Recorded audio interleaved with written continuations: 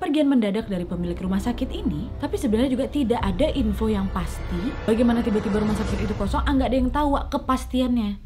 Hai Wak, assalamualaikum warahmatullahi wabarakatuh. Terima kasih sudah klik video ini. Oke Wak, jadi memang ini setnya agak sedikit berbeda karena Nadia saat ini filmingnya lagi nggak di kos, lagi di luar kos. Sekalian refreshing mata aja lah kan, biar kalian juga nggak sibuk ngeliat background di belakang aku. Dan di malam Jumat ini seperti biasa Nadia akan kembali membawakan sebuah cerita horor. Kalau sebelumnya aku sudah pernah bahas kisah soal Lawang Sewu yang ada di Indonesia, hutan Aokigahara yang ada di Jepang, Bandara Suvarnabhumi yang ada di Thailand, dan di video kali ini Nadia akan menceritakan salah satu bangunan angker yang ada di Korea. Dan kisah dari bangunan ini juga termasuk request terbanyak dari Wak semua yang pengen banget aku menceritakan soal rumah sakit jiwa Gonjiam ini Wak. Dan juga sebenarnya nih ya, keangkeran dan keanehan dari bangunan tua ini dijuluki sebagai salah satu dari 7 tempat terangker yang ada di dunia versi CNN Wak. Seperti biasanya kalau ada bangunan ditinggal lama, gak ada penghuninya, pasti akan selalu dipercaya oleh masyarakat sebagai tempat hunian makhluk-makhluk gaib ya kan. Sama seperti bangunan rumah sakit jiwa Gonjiam ini Wak. Karena memang bangunan ini sudah ditinggal terbengkalai berpuluh-puluh tahun, terus juga ditinggalkan itu tiba-tiba aja tuh Wak, dikosongkan tiba-tiba gitu. Nah hal inilah yang membuat banyak desas-desus yang merebak soal keangkeran dan keanehan dari rumah sakit jiwa ini Wak. Saking tersohornya bangunan ini, bahkan juga ya di Korea Selatan bangunan ini merupakan bangunan terangker di sana Wak. Tapi justru ya seperti biasa, kehororannya ini menjadi daya tarik bagi warga lokal maupun luar Korea Selatan untuk mengunjungi tempat ini sekedar untuk melepaskan penasaran dan beruji nyali Wak. Kabarnya nih ha, ada sekitar 1000 pengunjung setiap tahun yang datang ke rumah sakit jiwa Gonjiam ini untuk merasakan kengerian atau sekedar beruji nyali di dalam situ Wak. Nah jadi gimana sih sebenarnya asal muasal dari bangunan Gonjiam ini? Check it out.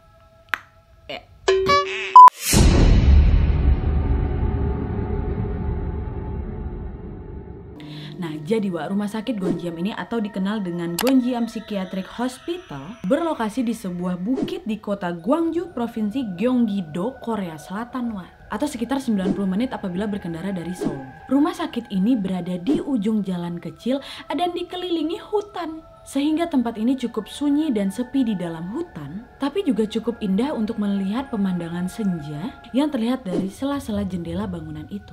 Nah, rumah sakit Gonjiam ini berdiri sejak tahun 1950-an dan beroperasi penuh pada tahun 1955 Wak. Nah karena pada masanya rumah sakit Gonjiam ini memiliki reputasi yang cukup baik, gak heran kalau rumah sakit jiwa ini tidak hanya diisi oleh pasien-pasien dengan gangguan jiwa biasa, tetapi juga rumah sakit ini menampung para tentara-tentara yang depresi Wak. Apalagi dulunya rumah sakit ini berada di kawasan padat penduduk tuh, sehingga memudahkan para pengunjung untuk mengakses rumah sakit ini Wak. Rumah sakit Gonjiam ini beroperasi hingga tahun 1955. Namun seperti bisnis lainnya yang memiliki pasang surut, kepergian seorang pemimpin dapat membuat dan menghancurkan usaha tersebut kan. Nah sama nih kayak gini, menurut legenda, pemilik dari rumah sakit Gonjiam ini memiliki gangguan psikis sehingga katanya dia ini banyak memenjarakan banyak pasien Wak. Dan diketahui pula pada saat itu tingkat kematian tidak wajar para pasien yang ada di rumah sakit jiwa itu tiba-tiba meningkat nih Wak, mengundang perhatian kepolisian. Akhirnya ketika pejabat pemerintahan datang untuk memeriksa dan menyelidiki kasus-kasus kematian tidak wajar dari pasien-pasien yang ada di rumah sakit jiwa ini, pemilik dari rumah sakit jiwa ini cabut ke Amerika Wak. Dan pelarian itu dilakukan di tahun 1996 katanya Wak. Saking terburu-burunya kabur nih, sang pemilik ini meninggalkan rumah sakit itu begitu saja. Dia tidak memindahkan semua perabotan atau barang-barang yang ada di rumah sakit tersebut, sehingga pada saat itu masih banyak barang-barang dan perabotan rumah sakit yang bisa ditemukan di rumah sakit Gonjiam ini Wak. Contohnya kayak kasur pasien, buku-buku, perlengkapan perkantoran, kursi, meja kayak gitu, ada tinggalinnya aja. Ini hampir sama kayak kisah Bandung Medical Center loh. Kalau kalian belum nonton, nanti nonton habis video ini Wak. Nah, kepergian mendadak dari pemilik rumah sakit ini membuat para perawat dan dokter jadi bingung lah ya kan. Ya mereka harus melakukan apa kepada pasien-pasien ini? Nah ini nih, menurut desas-desus yang beredar Wak, sejak saat itu banyak pasien-pasien yang meninggal secara misterius. Entah itu karena bunuh diri, penyiksaan, katanya juga perawat melakukan pembunuhan berantai, praktek dokter gila dan sebagainya Wak. Desas-desusnya kayak gitu. Tapi sebenarnya juga tidak ada info yang pasti mengenai pasien-pasien atau tenaga kerja yang ada di rumah sakit tersebut. Bagaimana tiba-tiba rumah sakit itu kosong, nggak ada yang tahu Wak kepastiannya. Nah kalau keluarga pasien gimana Wak? Nah itu, keluarga pasien juga kebanyakan pada tutup mulut Wak, tidak mau buka suara. Nah gara-gara kejanggalan inilah yang membuat makin horor lagi rumah sakit jiwa itu Wak. Nah terus gimana Wak kabar pemilik rumah sakit sekarang? Apa nggak ada orang lain yang meneruskan untuk melanjutkan pemilikan rumah sakit tersebut? Tahan Wak, nanti aku jelasin nih, tahan.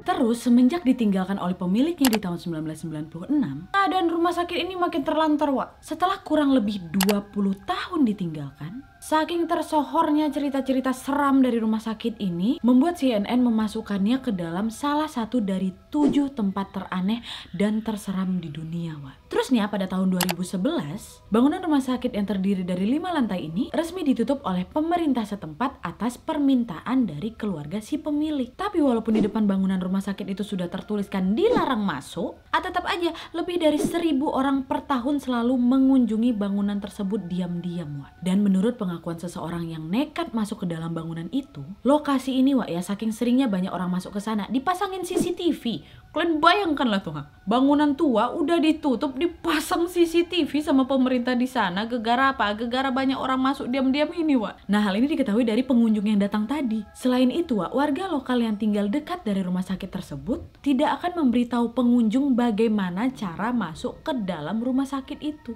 Gak cuma itu aja Wak, bangunan ini sudah dipagari pagar besi dan juga kawat sehingga hampir tidak mungkin bagi pengunjung untuk menemukan pintu masuk ke dalam rumah sakit jiwa ini. Tapi nih kan orang kalau udah penasaran semua dibuatnya kan Wak. Ada aja yang berhasil masuk. Nah fungsinya CCTV yang ada di sana memang betul-betul diawasi Wak. Kalau misalnya ketangkep nih kalian nekat masuk ke sana pada saat itu, kalian nekat masuk ke sana, nampak di CCTV sama petugas kan, petugas langsung datang Wak. Polisi-polisi itu datang, ditangkap ya orang-orang itu. Dan pada saat itu juga saking banyaknya penyusup masuk ke sana, ya banyak juga lah kan ditemukan bekas-bekas lubang di pagar besi itu Wak. Bandel kali orang-orang ini.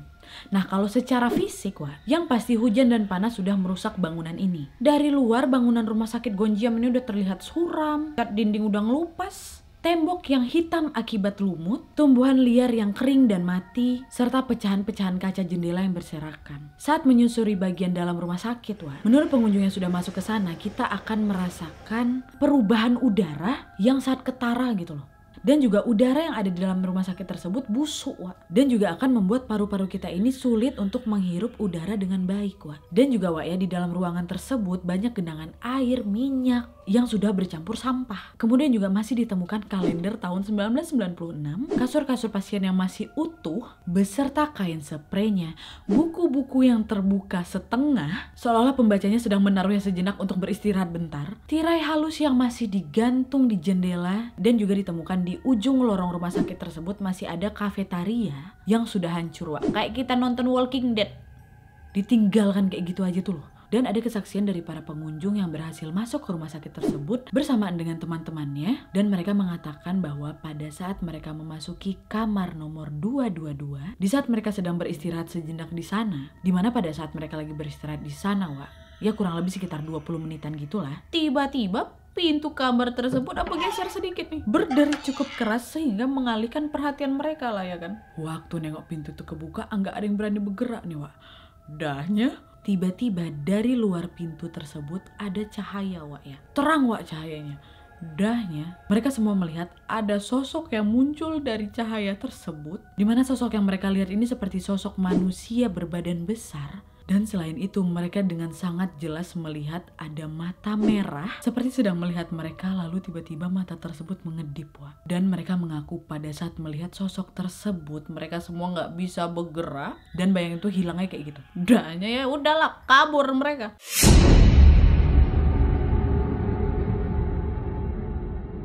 Nah, apa alasannya bangunan rumah sakit Gonjiam ini menjadi rumah sakit terhoror di dunia? Karena hampir seluruh pengunjung yang masuk ke dalam rumah sakit tersebut mengalami gangguan dari makhluk halus Wak. Mereka sering mendengar suara teriakan minta tolong, suara orang menangis, gak cuma suara cewek Wak, suara cowok juga. Dan banyak orang yang percaya bahwa suara teriakan atau tangisan tersebut berasal dari suara-suara pasien yang dulunya mati karena penyiksaan di rumah sakit tersebut Wak.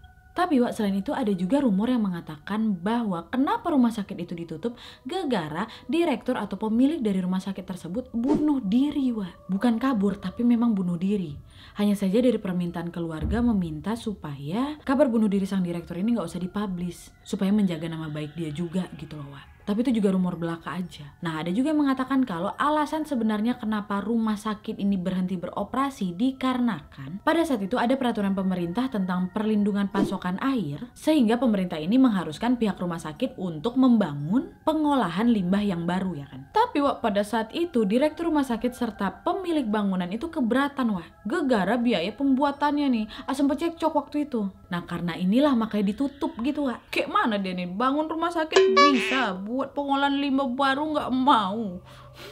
Dan juga rumah sakit Gonjiam ini karena kengeriannya sempat dijadikan film yang berjudul Gonjiam Haunted Asylum dan berhasil mendapatkan penonton yang sangat banyak di minggu awal penayangan film ini Wak. Dan bahkan kesuksesan dari film ini mengantarkan film ini menjadi film terhoror kedua sepanjang sejarah film Korea Wak. Dan kabarnya juga nih ya, katanya film ini bakal di remake di Hollywood loh. Nah terus gimana Wak kabar penerus dari pemilik rumah sakit ini? Katanya nih ya, sang pemilik rumah sakit ini punya anak laki-laki satu Wak, tapi dia tinggal di Amerika. Sehingga akhirnya nggak ada lagi orang yang mau meneruskan bisnis ini gitu. Gara-gara hal tersebut akhirnya Gonjiam ini berhenti beroperasi dan betul-betul terbengkalai lah kan. Sedangkan direktur terakhir dari rumah sakit Gonjiam ini sekarang sudah membangun rumah sakit jiwa sendiri di daerah lain Wak. Dan ada alasan lain kenapa rumah sakit Gonjiam ini terbengkalai karena ada faktor krisis ekonomi juga nih Wak, yang pada saat itu sempat melanda Korea Selatan dan dunia, sehingga pada saat itu juga mempengaruhi kondisi finansial dari rumah sakit jiwa Gonjiam ini Wak. Nah pemerintah Korea Selatan kan lumayan tegas kan Wak, mereka betul-betul melarang keras masyarakat untuk masuk ke rumah sakit jiwa ini. Tapi yang jelas ada alasannya Wak, bukan karena menyeramkan sebenarnya, tapi alasan sebenarnya adalah karena bangunan ini milik perseorangan. Dan memasuki bangunan yang bukan bangunan umum, hukumnya adalah ilegal menurut Undang-Undang Korea Selatan pasal 3 ayat 9 Wak.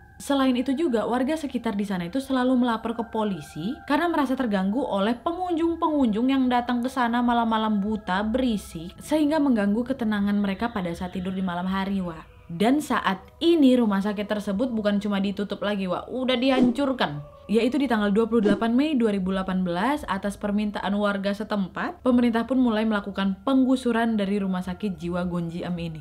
Oke Wak, jadi itu tadi kisahnya, gimana menurut kalian? Sebenarnya juga informasi seputar rumah sakit jiwa Gonjiam ini memang gak terlalu banyak Wak. Aku juga mengalami sedikit kesulitan waktu nyari informasi soal rumah sakit ini karena dikit kali. Jadi cuma informasi itu aja yang bisa aku sampaikan. Tapi nih ha, kalau misalnya Wawa di sini ada informasi tambahan seputar rumah sakit Gonjiam ini, atau mungkin ada yang sudah pernah berkunjung ke sana, gimana pengalaman kalian, gimana ceritanya?